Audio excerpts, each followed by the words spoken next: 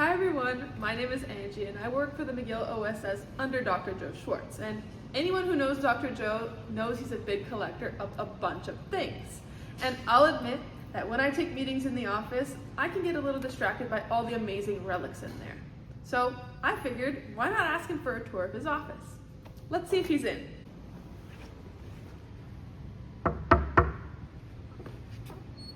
Hey, it's my super assistant. Hey Dr. Joe, can we have a tour of your office?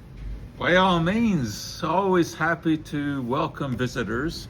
And I can tell you that all my ducks are also very happy to see everyone who wants to visit them. So come on in. It is, I think, probably the most interesting office at McGill because over the last 50 years or so, I've collected all kinds of interesting things. And I think I would like to give you a tour, but it's going to have to be in installments because there's just too much stuff around here.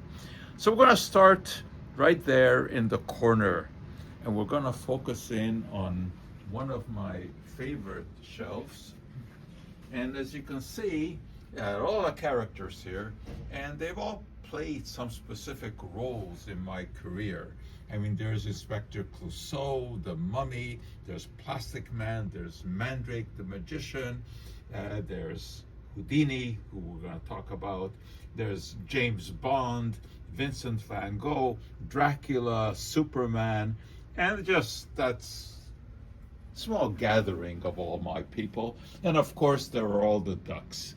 And I surround myself with ducks to remind me that we're always at the mercy of the quacks. So let's just get back to my shelf here. And one of my favorite characters is Harry Houdini, who of course is synonymous with magic. And there are many interesting stories about Harry. At the age of 22 in 1896, very, very young magician, not very successful at that time. He was actually touring in New Brunswick, Canada, with Marco the Magician. And his wife at that time, Bess, was his assistant. And he had just gotten into escapes. He was doing card tricks, but he was also doing handcuff escapes. And that started to become more and more popular. And he started thinking about what new things he could get out of, because handcuffs eventually became boring, and he thought of a straitjacket. And he went to a mental asylum in St. John's, New Brunswick, and he asked for a straitjacket, and he got one, and he started doing his straitjacket escape. But at first it was on stage, but behind the screen. He would walk behind the screen in the straitjacket, and he would emerge triumphantly holding the straitjacket in his hands. And then he had an idea that it might be better if the audience actually saw the struggle. So he was doing it in full view. And it was all real. It was not a gimmick straitjacket. He was able to maneuver, slowly the struggle, and he would get out of it. And then he had an even better idea. Why do this standing up on a stage?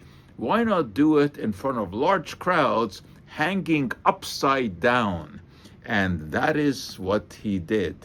Hanging upside down from a crane in front of huge crowds.